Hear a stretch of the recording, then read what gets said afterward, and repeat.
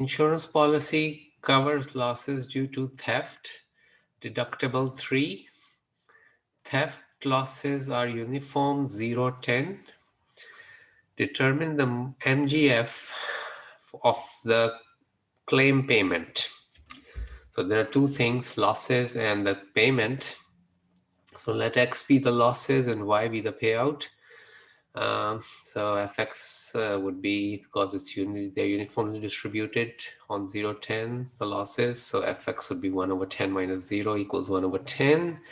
X between 0 and 10. And y is the payout, which is 0 when x is between 0 and 3. And it's x minus 3 when x is greater than 3, because 3 is the deductible. So no payout as long as the loss is less than or equal to 3. And the payout is loss minus 3 when loss is bigger than 3.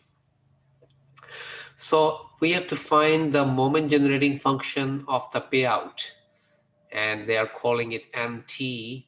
The more understandable notation is if you have a subscript y here to indicate that this is the moment generating function of the variable y. But I'm calling it MT because that's what the problem is calling it. So you just have to keep in mind that it's the moment generating function of the payout, which is y in this case. So we know that that's equal to the expected value of e power ty. So moment generating function of any variable is the expected value of e power t times that variable. And the expected value of e power ty would be the integral from negative infinity to infinity of e power ty against f of x. We are integrating it against f of x instead of f of y because we're going to change this y in terms of x, because y is described like this. So when x is between 0 and 3, y is 0. So this would become e power 0.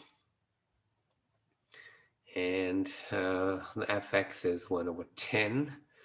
And then when x is between 3 and 10, when x is greater than 3, y is x minus 3. So e to the ty becomes e power t power x minus 3. But greater than 3 means greater than 3 and less than 10, because x stops after 10. After that, the PDF is 0. So we just need to go up to 10. And so e power ty becomes e power t times x minus 3 in this range. And the PDF is again 1 over 10. And now e power 0 is just 1. So integral of 1 over 10 is x over 10 from 0 to 3. And here the 1/10 can be pulled out. It's a constant. And integral of, we remember that integral of e to the ax is e to the ax divided by a. So this is just the same form. E to the t times x minus 3, or if you want to do the u substitution, you would do u equals t times x minus 3, and then you will see that the integral is just e t x minus 3 divided by t. And remember, t is a constant as far as the integration is concerned.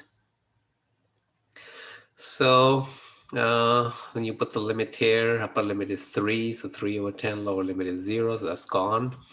And here the upper limit is 10. You put 10, it's 10 minus 3, which is 7, so e to the 7t.